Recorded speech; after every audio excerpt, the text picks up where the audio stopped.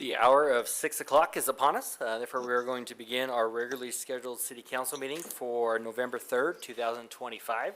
We'd like to welcome everyone that came out this evening for joining us. We appreciate you taking the time to be here with us. So we will begin our meeting with an invocation, which will be offered by Captain Amy Lewis of the Caldwell Salvation Army. She was recently promoted. And so if you please stand for that. And then afterwards, Andrew is going to come forward and lead us in the Pledge of Allegiance. And I just wanted to start, though, too, by taking a moment to thank every single one of you for being present and giving of your time to serve this wonderful community that we live in. And now, if everybody will go ahead and prepare themselves as they're accustomed for prayer. Dear Heavenly Father, we just thank you so much for gathering us together today. Lord, we live in a very wonderful place. And God, we live in a free place where we are able to pray and talk to you publicly.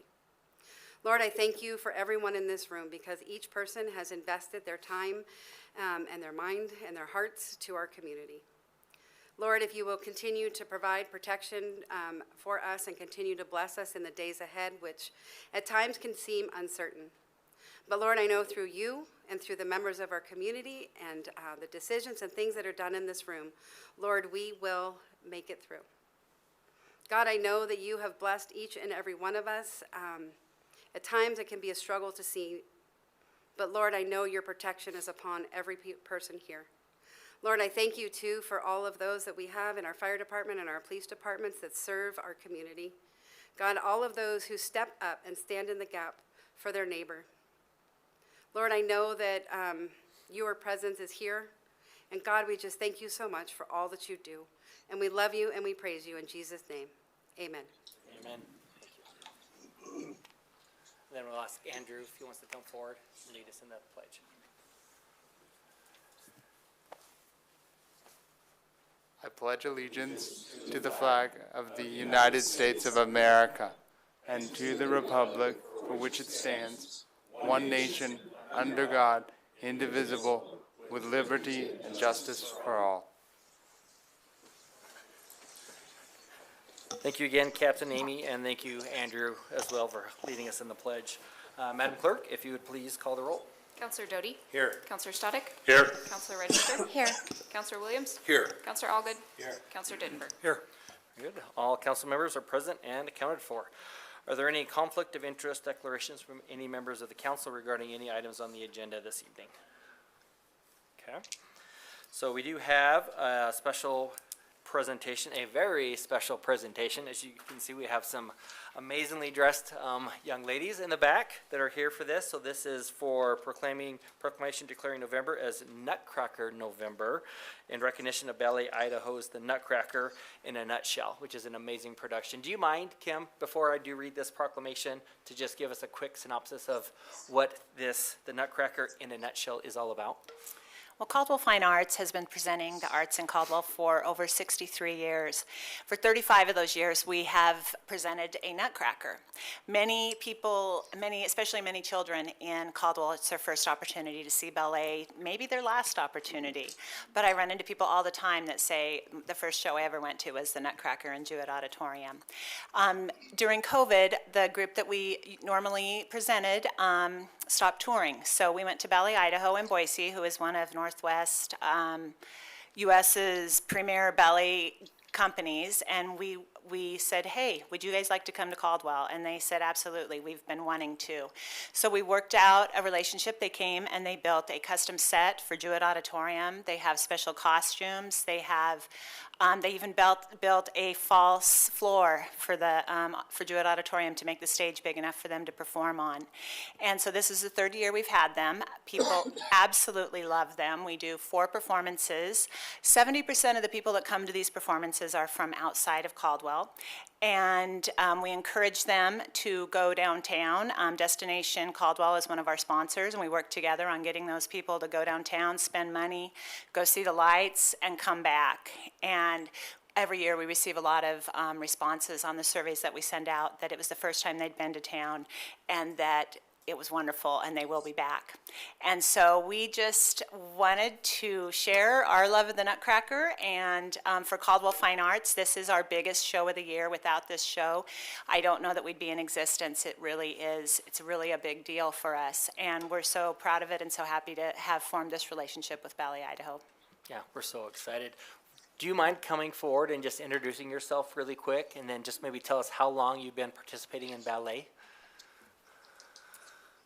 So my name is Rachel. I've been dancing for, gosh, I don't know, over 10 years. And this is my third year of Ballet Idaho in the training program. My name is Lauren. I've been dancing for 16 years, and this is my second year of Ballet Idaho. My name is Julia. I've been dancing since I was a little baby, and this is my third season with Ballet Idaho as a trainer. Excellent. Very good. Okay, thank you so much. So with that, I'll now read this proclamation. Whereas, for 63 years, Caldwell Fine Arts has been a cornerstone of culture and creativity in our community, bringing world-class performances and arts experiences to the Treasure Valley. And whereas, for more than 35 of those years, Caldwell Fine Arts has presented the Nutcracker, introducing thousands of local children and families to the joy of live ballet, many seeing a professional performance for the very first time. And whereas each holiday season, the Nutcracker brings new visitors to Caldwell who shop in our stores, dine in our restaurants, and take in the lights and festive atmosphere of our beautiful downtown winter wonderland. And whereas this year marks the third presentation of Ballet Idaho's The Nutcracker in a Nutshell, a special production created in partnership with Caldwell Fine Arts, Ballet Idaho, and the City of Caldwell. Together, this partnership brings the magic of Idaho's premier ballet company, complete with stunning costumes, sets, and world-class dancing to our community. And whereas this collaboration reflects Caldwell's dedication to celebrating the arts, supporting local experiences, and building community traditions that inspire joy year after year. Now therefore, I, Jerem Wagoner, Mayor of the City of Caldwell, do hereby proclaim the month of November 2025 as Nutcracker November in the City of Caldwell, and invite all residents and visitors to celebrate the season, experience the arts, and enjoy the magic that the Nutcracker brings to our community. In witness whereof, I have hereunto set my hand and caused the seal of the City of Caldwell to be affixed this third day of November 2025. So, thank you again for being here.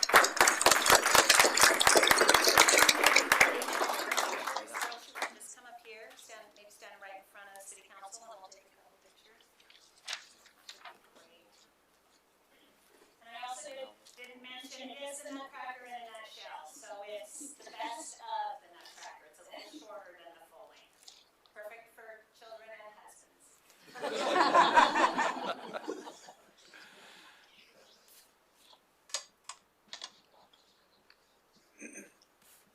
Okay, excellent. Okay, thank you again. Thank you. I have this for you.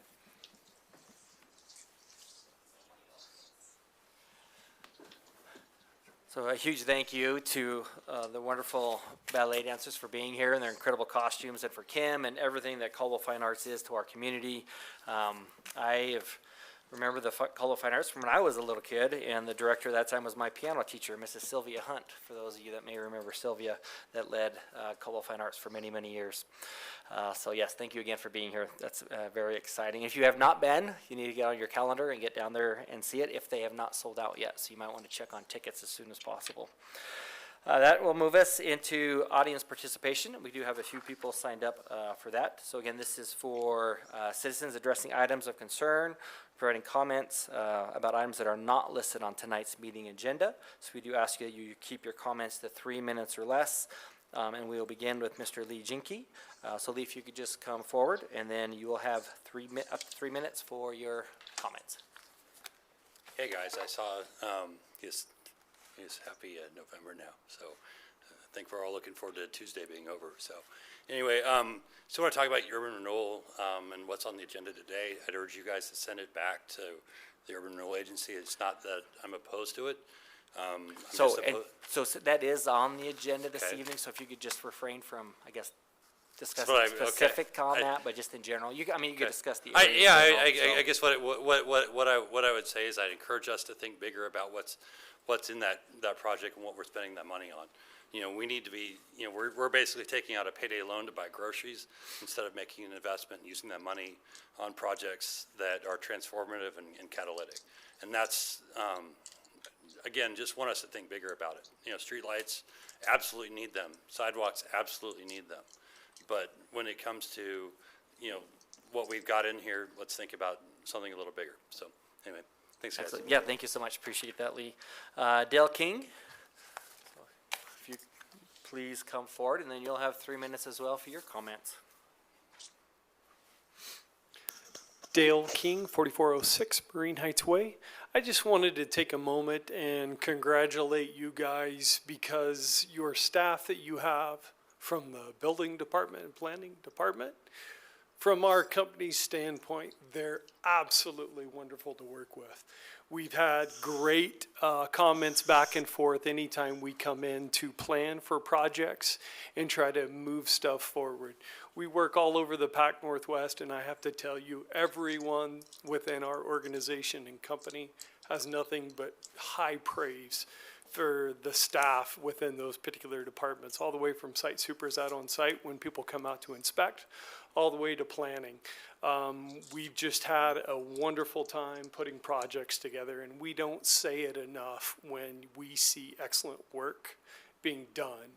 And I just want to let you guys know you have a wonderful staff. They are fantastic to work with. They see problems and issues ahead of time. And I just want to commend them for the job they do. And I also want to thank you guys too as well, because even though we may not all see eye to eye on different projects from time to time, I appreciate the concerns that you guys have and ways to try to facilitate moving forward. And we don't necessarily get that in our daily travel. So I do want to commend you guys too as well. And thank you for the opportunity to present in front of you guys with these projects. And I look forward to doing more in the future with you. Thank you.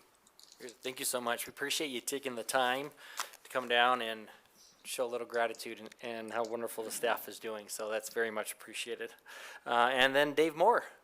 So come forward, and then you'll have up to 3 minutes as well for your comments. Mr. Moore. David Moore, 711 East Denver, Caldwell. I serve on the Urban Renewal Committee, City of Caldwell, for those behind me.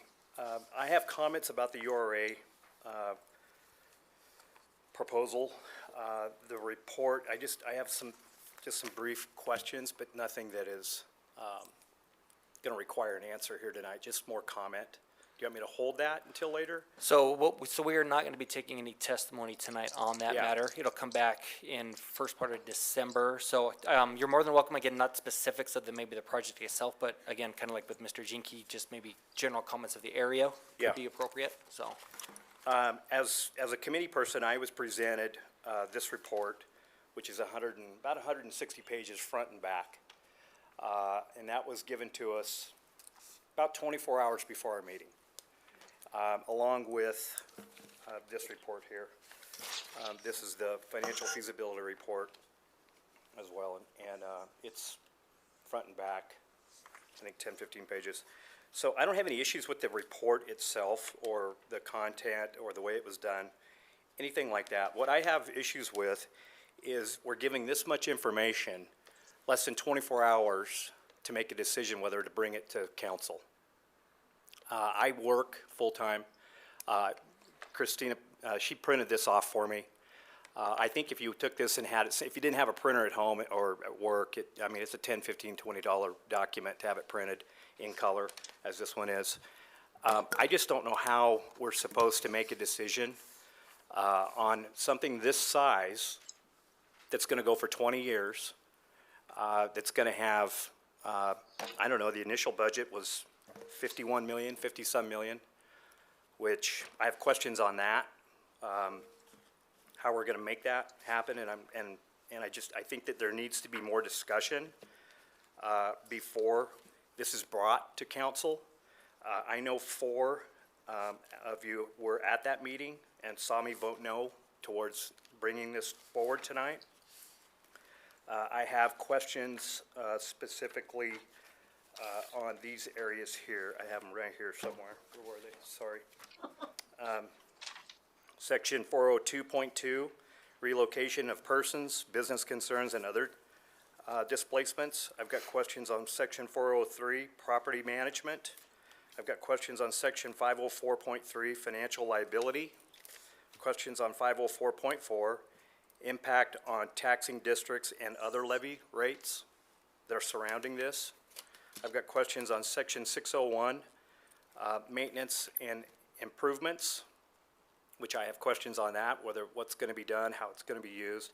Section 700, enforcement of this plan. So those questions, I don't know how we're supposed to do that when we're asked by council, and given this, and then we're asked to say it's worthy or not within an overnight process and to be done the next day. So I didn't have a chance to read it. I think others did, maybe they did, I don't know. I would say that we would need to have some more executive meetings maybe, or another meeting on this to go through it with everybody. And I appreciate that. And so, to make sure, so kind of the gist of yours is allowing for more time for the commissioners to review it before you have to make a decision on something of that magnitude. It's taken me 3 weeks with a job, a full-time job, to get to this. I don't know why we're given it at 5 o'clock and then the next day at 6 o'clock at a meeting, we're asked to make a decision whether it's worthy to come here or not. It just seems like it's impossible. Honestly, I think this is a 2-week process. A $51 million project that's coming right up front on this. I mean, gosh, I've been in banking for 34 years. We don't do something like that in 24 hours. So I just want to make that comment. Yeah. Thank you. Yeah, no, I have a appreciate that. question. Appreciate that. I have a question for, What's the question? I have a question. So tonight, we're voting whether or not this goes to planning and zoning. Do you think that it's premature for it to go to planning and zoning as well? Yeah, I know that that's why I'm here, because we're voting to whether it's going to go to planning and zoning, and I'm saying tonight, I think I just said it. I think it's premature, yes. Okay, yeah, okay, I'm just making sure, because you had mentioned about it coming before council, so we're not voting on that part of it tonight. I'm not if I understand opposed to correctly. the motion that was made to support it. I support the URA. I just need some time to digest it, Okay, and I think everybody else does too, but that's my opinion. I appreciate that, thank you. Any other questions? Yeah, Mr. Mayor, when do you think it should come before council and timetable-wise? 1st of December, end of November? Well, I have no idea. I haven't talked to my chairperson, and I report to him first. But it I shouldn't be, I don't see him here, but if he was here, maybe we could bring him up here and ask him, but I don't know. I'm saying maybe an executive meeting this Friday, if we can get everybody together on the same sheet of music and we can discuss this. But there's a lot of lives and budgets for the next 20 years, personal and business, that are going to be affected by this. And for the URA committee to have an overnight to look at it, it just seems ludicrous to me. wasn't I thought November 19th was floated around at one time before it comes to us. Was that true, or is that, no? I've not heard So that'll be anything. with planning and zoning commission. Oh, okay. Correct. And the earliest it'll come back to here would be mid-December. Yeah, So, for the yeah, council. and I know there's probably some sort of a deadline, but I don't know why we can't have something this big. Everybody needs to stop, drop, and pay attention that we have, I mean, you can't make a decision on this overnight. Because I had some calls too about the hurriedness of getting this thing approved right after your meeting. So, Did you, from yeah. city council or from? From city business people. citizens? Yeah, so, okay. anyway, thank you. Yep. Okay, thank you so much. Appreciate that. That is all that's signed up for audience participation. So we are on to our consent calendar. I know that we have 1 or 2 amendments to that. Councilor Doty? Yes, I'd like to make a motion to amend the agenda to move item 3 from the consent calendar to new business for further discussion and remove item number 20 from the consent calendar for consideration at a future meeting. Do we have a second? Second. It's a motion from Councilor Doty, a second from Councilor Stoddard for amendments to the consent calendar as noted. All those in favor say aye. Aye. That motion passes. So that'll now move us to the amended consent calendar. Do we have a motion for approval of that?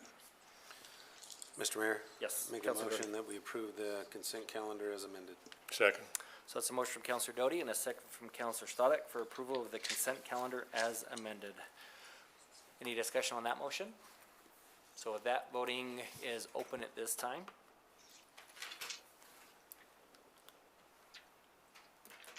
And all votes are cast, the voting is closed, and that motion does pass unanimously. There is no old business, so that'll move us right into that item that was removed from the consent calendar. We'll jump right into that. So this is approval of the agricultural lease agreement for 16.3 acres of airport property. Mr. McDonald, do you mind doing a very brief overview of this? And then stand for any questions.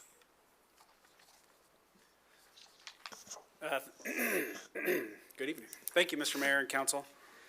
This item for the lease for farming 16 acres approximately at the airport was brought last council meeting and was removed.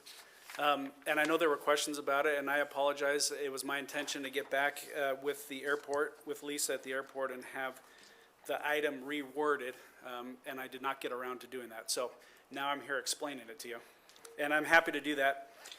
There's a M&S farms a lot of the land that the airport holds. There's a 16-acre piece adjacent to the Smead realignment that they farmed up until about 2 years ago. And then they were asked by the city to stop farming because the city thought a development was coming into that area. So the land sat for 1 to 2 years without being farmed, without being irrigated. The development ended up not coming. And now the farmer came back and approached myself about a month and a half ago and asked if they could start farming it again. And so we worked out a lease, and the terms of the lease basically state that for the first year they would be able to farm without paying a lease because they have to go back in and rework all the ground, and it was overgrown with weeds. And then after the first year, if they wanted to continue to farm, it would go back to what the lease was. If the city didn't have a development coming in. They are still obligated to pay all the irrigation assessments for the water. And that's where we landed, and this is the lease. This lease template we've used on other farmlands, especially up at the cemetery. And so it's just a template that was reused in this purpose. And with that, I stand for any questions. Perfect, thank you. Councilor Static? Mr. Mayor, Mr. McDonald, forgive me for having an ag background, but when I looked at the price, it just put up a red flag for me because I know ag ground usually rents without pivots around $300-400 an acre. And, you know, the part of the rent is that irrigation fee. And, Yeah. you know, when you're looking at that kind of money, that's roughly $4,800 and we're only saving $1,400. I mean, is that really fair to the taxpayers? The other $3,000 some is what I was looking at. Yeah, thank you, Mr. Mayor, Councilman Stoddard. I was not involved in the original lease amounts, and those were at $250 an acre, and that's where that number came from. And when the original leases were set up, I was not a part of that. So I've come into this thing. The airport has been under my purview with Scott just within the last 6 months or so. And what I had been told by the airport, by Scott and Lisa, is that we have been spending a lot of time with our own maintenance crew going out there and cutting down weeds. And so the intent was to just get that back into production so that we didn't have to spend time out there anymore. Yeah, like I said, my only point, we're just leaving over $3,000 on the table is what my concern was. And, you know, we do have accountability to taxpayers and, you know, I understand that. we should be trying to make the best deal we can.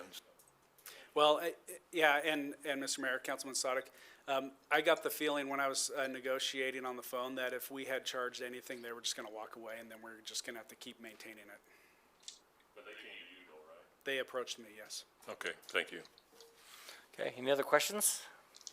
Okay, very good. Thank you so much, Mr. McDonald. Thank you. So with that. Mr. Mayor, I have a Oh, question. yes. Do we know what it would cost to get it back? Because I think what Councilor Stoddard's referring to is farmland that's ready to go. So what's the offsetting difference? So if it's farmland not ready to go, maybe you can weigh in, Councilor Stoddard. If it's farmland not ready to go, is that 400 an acre as well, or is that farmland that's ready to go at 400 an acre? It really doesn't make any difference because there's different crops and rotations and they always have to work the ground up to put in whatever crop they're in. So it doesn't have any It's bearing minimal? whatsoever. Yeah. Okay. Whether it's weeds or whether it's corn stalks or whatever it is, so.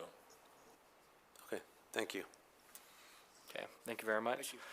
Okay, so with that, this, again, this is a lease agreement that was before the council, so if there's any discussion or any questions of staff, or if there is none, if there's any motions from any question. council members. Yes, Is- Council Register. Who negotiated this? Was it Scott did? It was Mr. McDonald. Oh. So, Yes. You just meant on the original leases that you weren't part of? the original lease that this was under prior to it being terminated or ended, Rob was not a part of those. Oh, okay. Correct. Yeah, so just for clarification, the lease that I put together was a one-year lease only for this 16 acres. And that But was, it's costing us money to maintain it right now without having somebody leasing it? that is correct. Okay. Thank you. So before you leave, Rob, Yes, Councilor Elgin. you answered half my question, thank you. I wondered how long the lease was. So we're just talking about this year, next year, if we don't have a development there, we'll renegotiate and go from there, is that the plan? Correct. So in the lease, I specifically put a date in there that it's only valid for this year, 2026. After this year, it has to be renegotiated.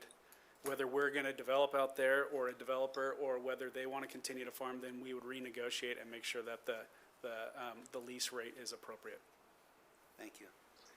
Okay. Any other questions, discussions, or any motions? Councilor Dittenber. Mr. Mayor, Mr. McDonald, thank you for the explanation. In the interest of moving this issue forward and addressing it next year if we need to, I make a motion that we approve the agricultural lease agreement for 16.3 acres of airport property to MS Farms for farming and irrigation. That has recently been moved from the consent calendar. Very good. Do we have a second? Second. That's a motion from Councilor Dittenber and a second from Councilor Elgin for approval of the lease agreement as stated. Any discussion on that motion? So with that, the item is before council. And all votes have been cast, so voting is closed, and that motion passes with 5 in favor and 1 in opposition. Councilor Stoddard voting in the opposition, the other 5 council members voting in favor. So that'll move us into our regularly scheduled new business. So our first action item is Resolution 392-25, directing the submission of the Caldwell Central Urban Renewal Project Area Plan to the Planning and Zoning Commission for their review and recommendations. Mr. Hilty, good to see you this evening, by the way. Thank you, Mr. Mayor. Good evening, council. The resolution before you, I think, has been commented on, is not a final approval of a new urban renewal area. There are statutory steps that are required in that process. One of them is this one tonight, where the council takes kind of a 30,000-foot view of the plan and decides whether it wants to further process it. The two steps that would be the further processing would be, one, the Planning and Zoning Commission for an analysis based on the comprehensive plan, and then finally a public hearing on an ordinance to actually adopt the plan. That is, assuming that the council wants to go forward tonight, we've kind of penciled, I think it's December 15th council meeting for that. And so that would be the night where your vote would actually be to form or not form an urban renewal area. So I want to make sure that everybody's clear, because I think there was some question as to whether you'd be forming this tonight, and you will not be. You'll just be accepting it for further processing. So looking at that 30,000-foot view of this area, this is an area that, and when I say this area, at the risk of oversimplifying, it's between I-84 and the Union Pacific tracks, bounded basically by 10th and Centennial. That's kind of the central north Caldwell neighborhood. Yes, the area that you're being asked to consider includes some property further out on the east and west sides of that, that staff felt like was prime for redevelopment, but had not been developed for many years in Caldwell and likely could benefit from some urban renewal planning activity and incentives. That's generally the area. The core of that, the already developed residential area, has been one that I think has been on the radar for the city for a long time as needing some help. In 2014, there was a resolution passed declaring that it was dilapidated. That was done in connection not with urban renewal, but with Caldwell Housing Authority and some of their activities that they could bring to the area. Jim Porter, the chairman of the Urban Renewal Agency, appeared before you, I think about a year ago, talked about the need for some urban renewal activity in this area. And I think what really got the urban renewal commissioners going on this was we had a man named Miguel Orozco appeared before the Urban Renewal Commission in February and really kind of poured his heart out as a father trying to raise a family in that area. And he talked about the dark streets and the dilapidated sidewalks, the lack of recreational opportunities for the people that lived there, and was just asking if there was anything that could be done. That was timely because I think everybody had been looking at this area. So that's kind of the history that brings us here. The plan is primarily, I think, two things. It's an infrastructure improvement plan, so it does have to do with the streets, water, sewer, street lighting, sidewalks, those types of things. Those would, of course, include, with the rebuilding of streets, ADA, pedestrian access, at the intersections.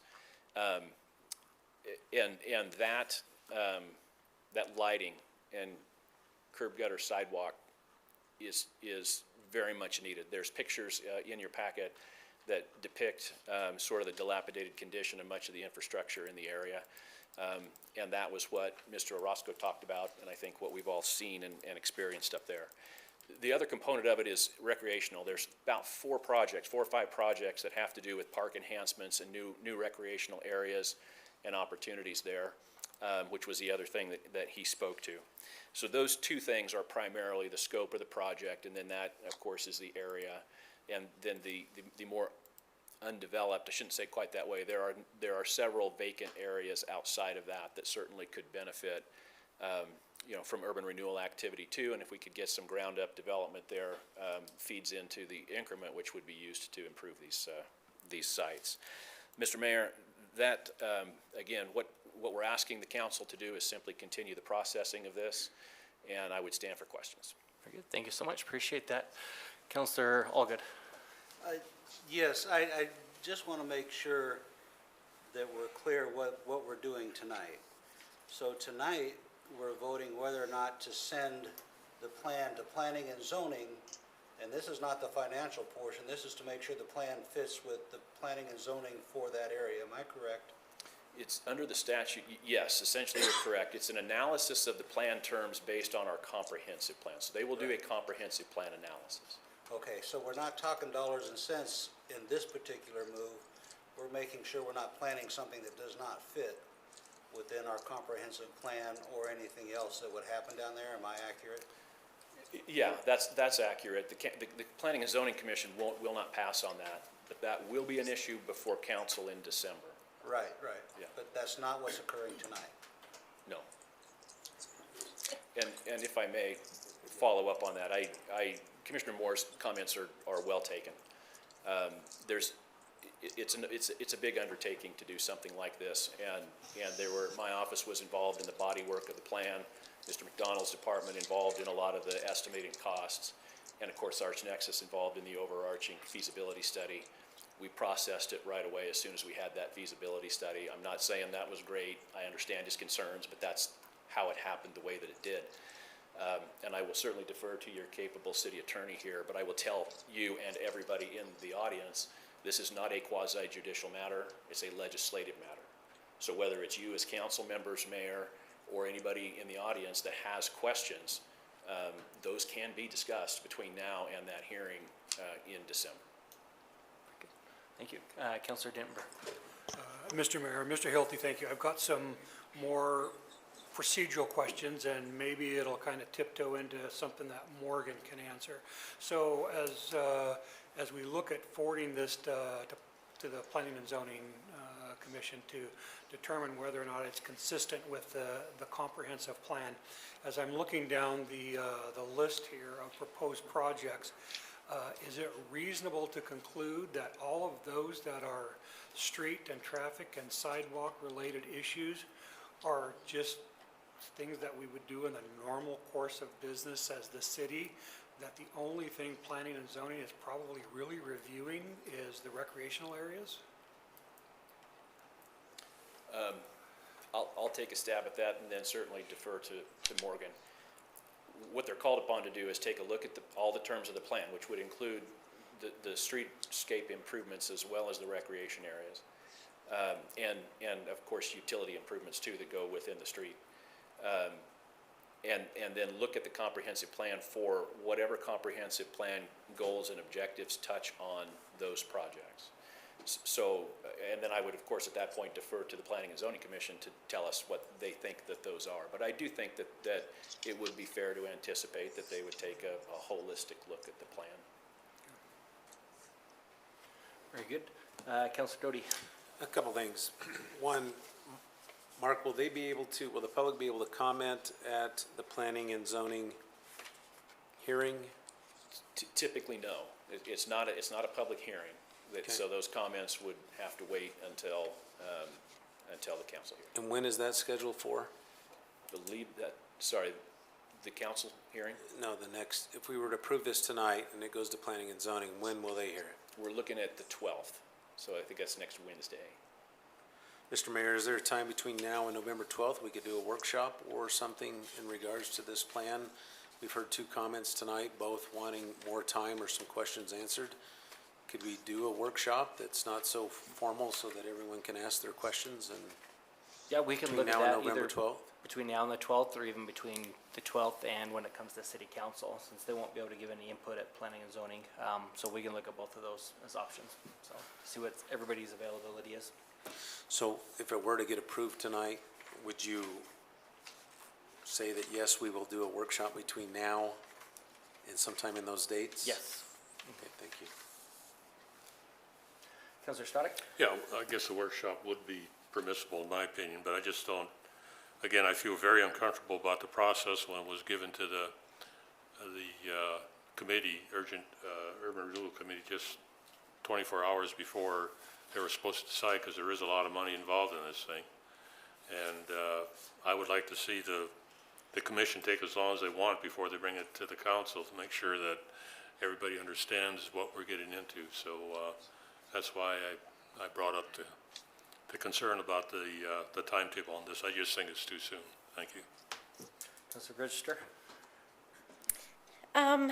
So I think that the city has failed this area for a very long time and that this may be the solution. However, I'm concerned about the process as well, and I think that's something that we've seen historically, it's just the process. So is a workshop, or I guess what I'm looking for is more from Mr. Moore at this point, since he brought up the concerns, is a workshop, is allowing it to go to planning and zoning, then having a workshop, I guess, before it comes back to council, something that you feel like you could get your questions answered during that time, that would be appropriate for planning and zoning to take a look at what they need to do, but not making any formal decisions, that we still have time on that? I guess I'm looking for a head nod or something from, You can certainly have a workshop. well, I'm kind of, I mean, And I think, that's up to Okay. council, obviously. so maybe, could I ask Mr. Moore some questions then? Well, Mr. Mayor, yeah, our next urban renewal meeting is on the 10th. And we could probably discuss more of this during that urban renewal meeting as well. I mean, if councilors want to show up, I'm sure they're welcome, but, Dave, did you have something before that meeting that? Would you like me to come forward? Yes. so, Yeah. so the thing that we're getting into different waters is that this isn't meant as a public hearing, so the concern is if, and not that we don't want to hear from Mr. Moore, but then we need to hear from everybody. And so that's the concern on that, is to just stay with what's at hand, and then the potential of November 10th of being able to have more discussion at that meeting with urban renewal, and then also with that workshop. So I would rather it stay with council at this time in discussion, Okay, rather than then, opening it. I just don't want it to be, then is it appropriate to postpone this recommendation to planning and zoning until after that meeting so that we can make sure that all the questions are answered? that is up to the council. So Okay. council can make a motion to continue Just- this to, Okay, so just due to the process, not the project, I would like to wait until urban renewal has that meeting. He has his questions answered, and then we can come back and recommend it to planning and zoning. so is that a motion? Yes. For continuance of this item to a date certain? Or Yes. just, so what date would that be? The next city council meeting? after their URA meeting where he can get his questions answered. So that would be the 17th, is that correct? So that was, so if I'm just restating the motion, make sure I understand. So motion is to continue this item to the next scheduled city council meeting, which would be November 17th. Is that Correct. correct? Second. So that's a motion from Counselor Register and a second from Counselor Static. Mr. Mayor. So yeah, hold on 1 second. Okay. So the motion is to, again, to continue this item to a date certain of November 17th. So discussion on that motion. Counselor Doty. Mr. Porter is in the room right now, so would this be a workshop at 5 o'clock before that meeting or during that meeting? Or I think we're looking for some procedural guidance here on, would it just be in the meeting or before the meeting? Could we have So we would my only understanding was one, this was right? just to be potentially be part of the urban renewal meeting that night for discussion. Could we, so because of the concerns with the questions, could we have a workshop before with all those questions answered and then have our regular discussion during the meeting? That should be possible. So November 10th is the next, is that correct? And what time does that start at, Mr. Porter? Regular meetings at 6, the workshop could start prior. Or a Okay. council workshop, I meant. Yeah, so we could do a workshop at 5 PM that evening, open house for discussion, and then that could roll right into urban renewal and however they wanted to they set their own agenda, so we don't want to dictate that, but I imagine they'd be amenable to have something of that nature to move into that. If this motion passes, so. Counselor Allgood? I just want to make sure that, so all the council members would show up at 5 o'clock on the 10th before the urban renewal meeting? We could do that. I was thinking we would have a workshop before the meeting on the 17th to get a rundown of everything that happened on the 10th, all the questions answered, and then on the 17th, Mr. Moore comes back and says, here's the answers to my questions, and everybody's on the same page. So not really a workshop before the urban renewal, but a workshop before the 17th, then have our regular discussion about the planning and zoning so that we have all the answers. I'm good with that, that's fine. Okay, thank you. Counselor Grimber? Yes, I'm going to encourage my council members to vote no on the current motion. And the reason why is because we are postponing something we don't need to postpone. We can send it to planning and zoning. Planning and zoning can review it, and then we could have 15, 20, 30 workshops before it comes before council. We can have whatever workshops we want, every night for the next 3 months if we want to. Let's just get it to planning and zoning. Let's let planning and zoning weigh in on it, and then we'll have more information that we can gather or we can talk about at the workshop that we have. But let's not just postpone something indefinitely. I understand the questions that Mr. Moore has, and I understand the concerns that Mr. Jinky has, but we can discuss those after planning and zoning hears it, and after we've had a chance to digest it, and after urban renewal. It's just proceeding with business without just delaying. And this seems like we're just trying to delay it. Counselor Williams? Thank you, Mr. Mayor. First question, can you clarify the motion? So the motion is to continue this item to November 17th, city council meeting. Thank you. My only concern is 24-hour notice to make a $51 or $50+ million decision, I would have a problem with. And I question, are we validating the Urban Renewal Board by pushing this forward when perhaps they haven't even had a chance to review it?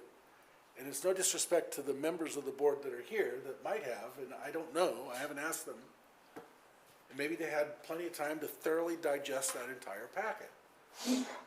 But I'm sympathetic because I wouldn't have time in 24 hours to digest that. It's taking me all weekend to digest what's before us, and I still have questions. So that's my only comment. Okay. Any other discussion on the motion? I just want to respond to Councilor Dittenberg.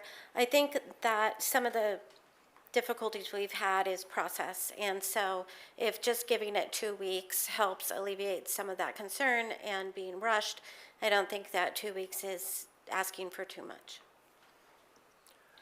Okay, so, is that further? Sorry to keep beating Oh, a no, dead horse go here. right, go ahead. But my concern is if we put this off to the 17th, we miss the planning and zoning meeting for them to vote on this. When would be the next time that they would see it? Oh, Morgan, can you help us with that? The next available planning and zoning meeting would be December 10th. And so it would probably come back to council in January sometime. I think that puts us past, Pass the deadline. it has to be voted on in December, correct? Mark or Raylan, you know the answer to that? Yeah, there's, the law provides that the year in which the Urban Renewal Agency, the new area is created, it forms your base assessment as January 1 of that year. So if it's created in December of this year, and by created I mean the subsequent hearing that we're driving towards, the base assessment roll is January 1 of 2025. All of our feasibility has been based on the assumption that we would get it done by the end of the year. And so pushing it into January would require a lot of that work to be redone. I think the problem is we can't get county documents that are necessary in terms of establishing that base assessment roll until March. So it really pushes this all back a year and then would require, some additional work by ArchNexus. Any further question on that, Counselor? Because the tax, thank you, sir, I appreciate it. Because the tax roll changed, would we be buying another feasibility study? There would be additional work to do. I'm sure a lot of what they have done is going to be applicable, but there would be some additional work to do, and Raylan might be able to speak in more detail, and then Adam Garcia as well is here to answer that question.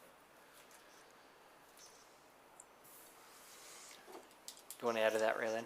Sure. So because the tax assessments start for 2025, that's kind of what the feasibility study is based off of. So the minute that we roll into 2026, that restarts. So the entire financial portion of the feasibility study would have to be redone, which is a pretty significant cost and time, because we can't actually get those reports from the county until middle of March, beginning of April. And so it resets that clock again of having all of that work done. And then, so we'd have to essentially restart the feasibility process over. Councilor Williams, did you have more? Thank you. Yeah, that's unfortunate. I'm sympathetic. At the same time, maybe we have to have special meetings, and we can do that. We can have special council meetings. We can get this done before the year end if we work together. But working together is something that we haven't been very good at, and we could do a little better at that. I realize a lot of people have put something into this, but at the same time, I don't think 24 hours is enough due diligence. And if we've got to make this work a different way, I suggest we find that way. Unless you tell me there is no other way, in which case, that's unfortunate. I regret that, because that doesn't sound like good business.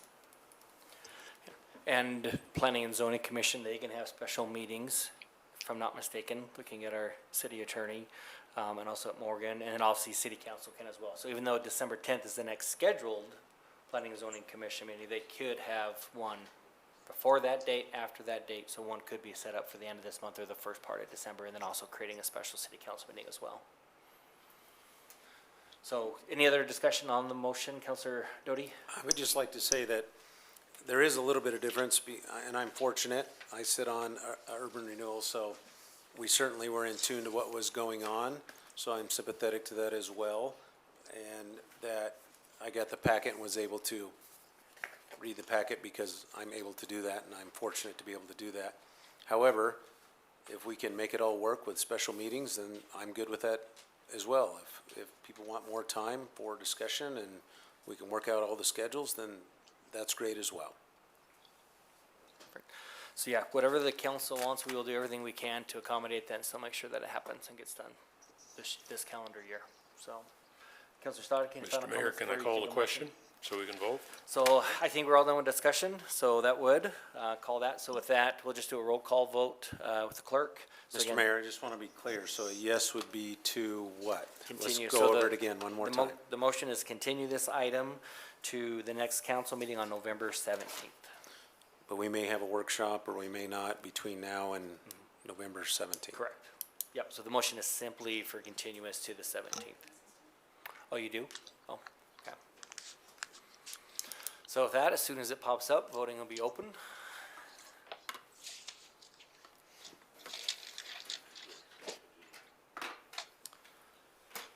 So all votes are cast, voting is closed, and that motion passes with 5 in favor and 1 in opposition. Counselor Dentberg voting in the negative, and the other 5 council members voting in favor.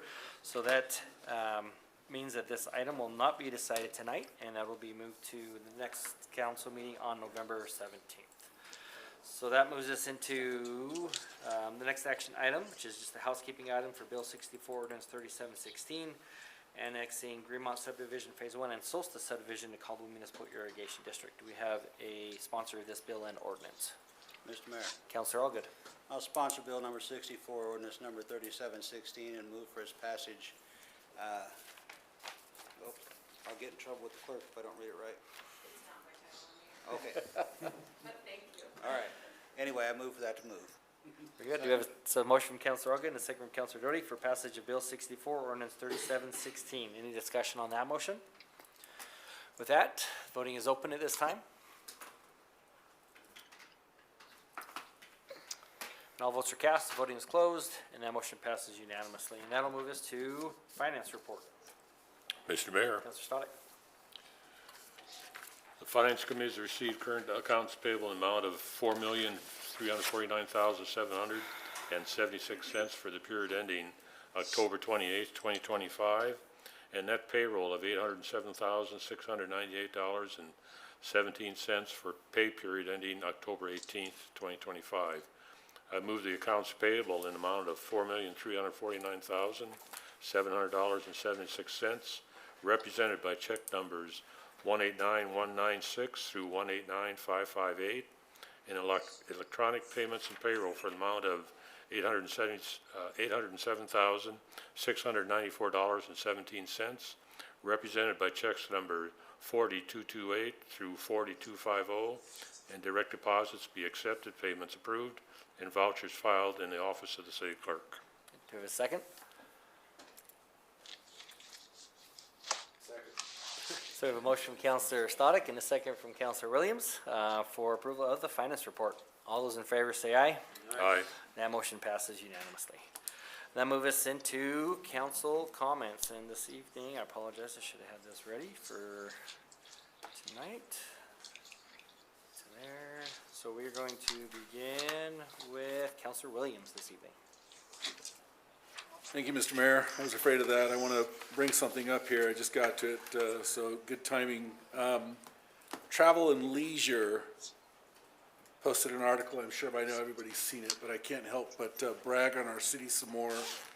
According to Cunningham Caldwell, the western entrance to Treasure Valley is one of the most up-and-coming areas in the region. Caldwell City Government and Growth Plan is one of the best we have in this area.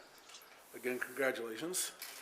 The city is really focused and methodical in enhancing the town, growing the city in a smart way, and bringing in a lot of good infrastructure, development, and opportunities. In the vibrant downtown area, you have brick and stone buildings, plus an amphitheater for concerts, local restaurants, and a skating rink in the winter. The Boise River also runs through Caldwell. The cost of living in Caldwell is low, home prices are low, and she goes on. And this is by real estate experts who assessed this. And I just want to continue to say that people looking in from the mile-high view are looking at Caldwell and saying there's a lot of fantastic and good things going on here. I know things can tend to look messy in the kitchen, because when you're cooking, things can tend to be messy. I think it's important for anyone listening, which is like 6 of you in here now, that the decisions we make all have pros and cons, and they're not easy decisions. And I appreciate the work of the counselors here that is to do their best according to their conscience and their diligence. And so I just want to continue to say Caldwell is phenomenal, and we can't overlook that. With that, Mr. Mayor, I'd like to just make a suggestion. I know we've got a couple people in the room that can look at this further for us. We have a bus stop on both sides of Chicago, right around 16th. And it's an area where traffic moves through a curve, and it's a little bit, it's a little bit dicey. I'm wondering, we have so many apartments up there, we've approved more that are going in up there. A lot of people that perhaps would take transit, and crossing the street there at 16th is a little bit precarious.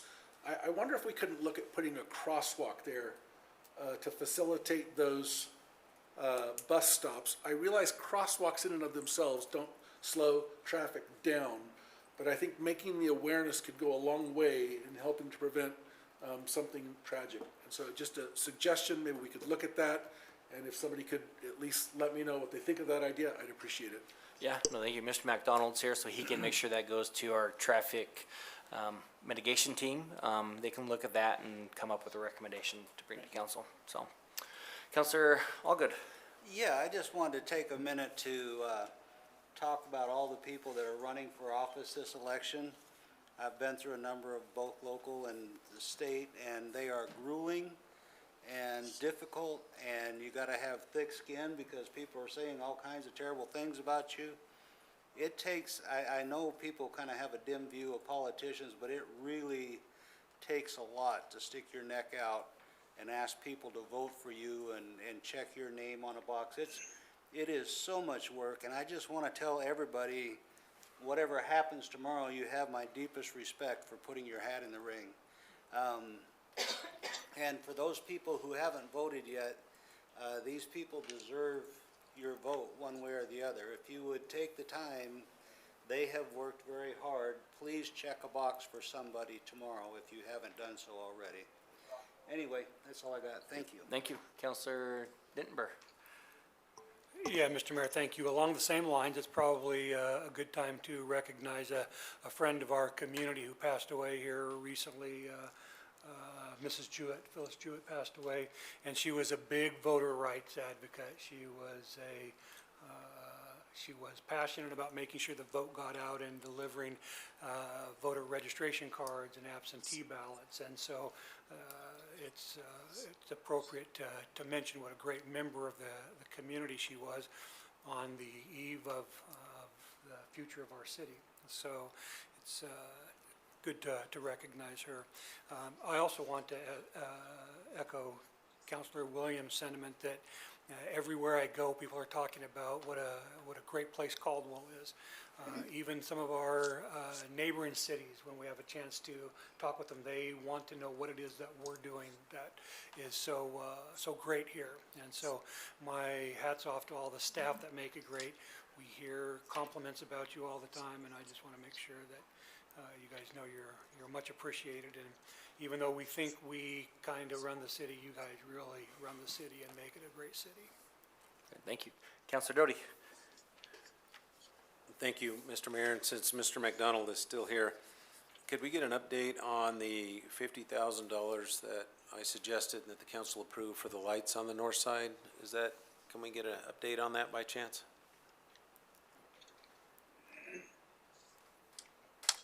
Should have left with everybody else, Rob, but I you should didn't, have. so.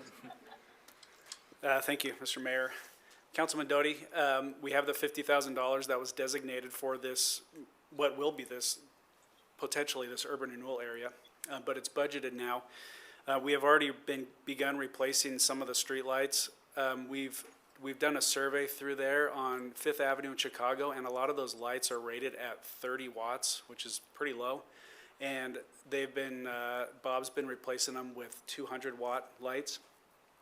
You'll notice if you go to the intersection of Chicago and Fifth, that intersection is quite a bit lighter just because we swapped out a bulb. And so The low-hanging fruit is going through and swapping out some of the light bulbs. That's the cheapest and quickest way to make a big difference. And then in addition to that, we're looking at some of the other locations where poles need to be added and additional light fixtures to make sure that bus stops and other locations like that where people congregate are lit sufficiently. And I appreciate that, and I think it's something to be proud of, and I appreciate you continuing that, and it's good to get that information out to our public, that we're not just sitting here, that money is being put to good use for what it was intended for, so I appreciate that. Thank you. Other than that, Mr. Mayor, just everyone vote tomorrow. Appreciate all the comments from the other counselors, and have a great election day, everyone. Counselor Stoddick? Yes, got two things. Want to make sure Mr. McDonald gets his exercise in. Rob? Yes. I have a question for you. I noticed Mr. Mills sent us an email out that the flashing red lights are going to be put up at all the schools by roughly the end of this month. Do you know what the hours are going to be for those flashing red lights, like 7 to 9 or 8 to 9, and in the afternoon from 2 to 4 or something like that? Yep, thank you. Great question. So they're flashing yellow lights. Right now, all of our school zones operate from 7 a.m. to 4 p.m., and that's difficult for drivers because a lot of times during the day, there are no students out and visible.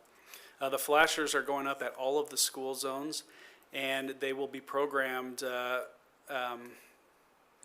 by phone, basically, remotely. They can be programmed, and they will be scheduled to, generally, they will start flashing 45 minutes before school starts, and they will turn off 15 minutes after school starts.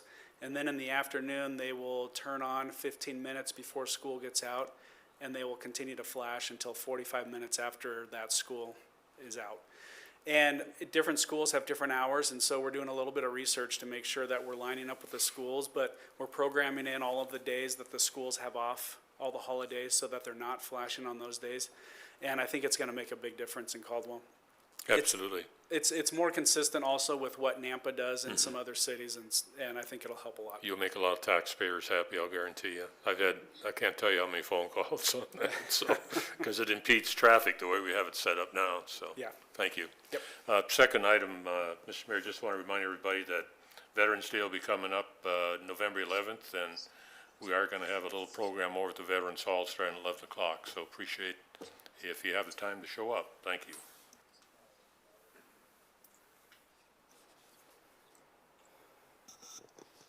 My turn? Yep. Okay. I just lost my thought. So one thing, I wanted to thank the police department for your post about Pancreatic Cancer Awareness Month. I think it's so important, and I appreciate you making the post for awareness, but also remembering my husband, who was a good man and police officer there for a long time. So I really do appreciate that. And then my other question's for Rob McDonald. So I think, sorry, you're the only person I see in the room that I can ask this. I think I should be asking the question to, but I could be wrong. I was having a conversation with somebody not long ago where they said that there used to be old Saratoga Hotel placards or something like that by the Tillian site, and that they were removed when that construction was going on.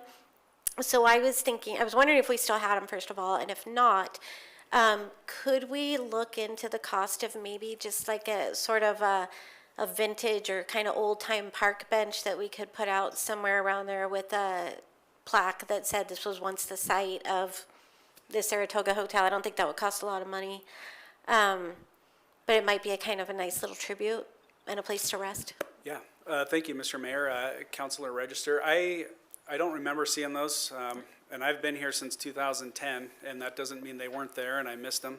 But if the Saratoga was a very significant icon in downtown, in the past Caldwell, and so we could certainly look at doing something there. Yeah, I think it might be nice to have a sort of like a vintage bench there, not a concrete bench or something that really could highlight that area or bring back memories for anybody that was around back then. Yeah. So I'm just kidding. I know that's not a thing, but thank you. Thank you.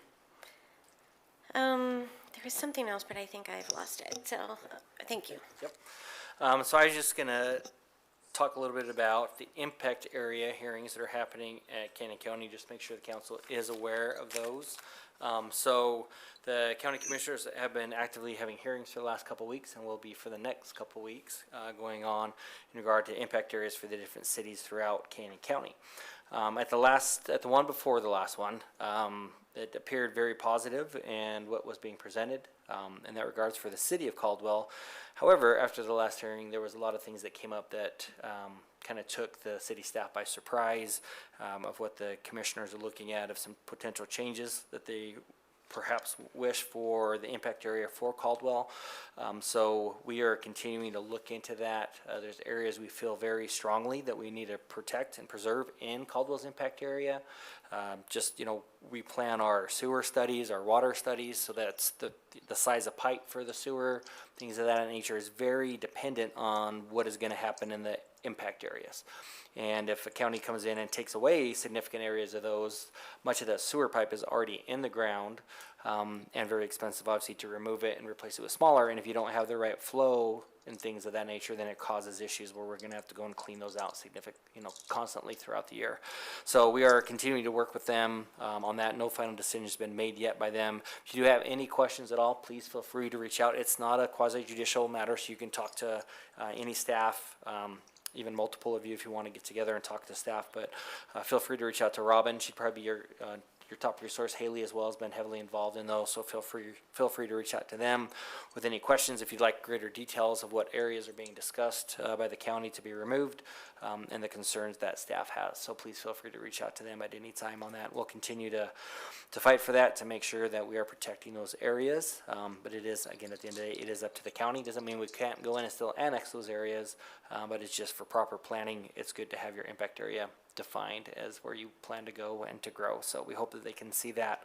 And again, if you have any questions, reach out to Robin or Haley and they can answer your specific questions on that. And so that was the main thing I just wanted to make sure to bring up to your attention as that moves forward. The next scheduled meeting for that, or Morgan, do you know when the county or Haley is scheduled to discuss that item again? It's the November 12th. November 12th, okay. On that, so that'll be the day. And will that be for Caldwell specifically, or will that be for other cities, do you know? I know that Caldwell specifically will be the 12th at 9:30. I believe that they are also rescheduling other cities as well, so I don't know if other cities will be heard that day, but I just know that Caldwell will be. Okay, and 9:30 in the morning, sounds like on Correct. November 12th, so. Mr. Mayor? Yes. Have we relayed that information to the county, or were we caught off guard and now we're preparing a response?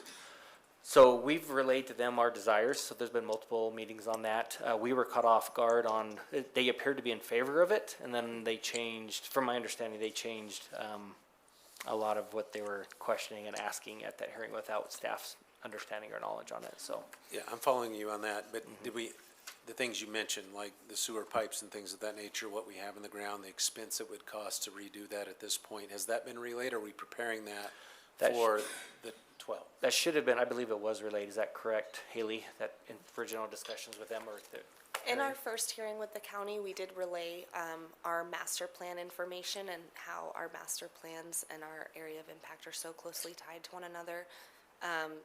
I will admit, Councilman Doty, I didn't relay it as clearly as I could have in the second hearing that we had, but certainly now that we will have better time to prepare, knowing the concerns that the county has, that will be very well relayed at the next hearing. Yeah, Mr. Mayor, maybe getting that over to them before the 12th so they're aware of what that would cost, whoever's going to analyze that, and what that would cost the city taxpayer. And then so we can get that information out to our city taxpayers as well. Of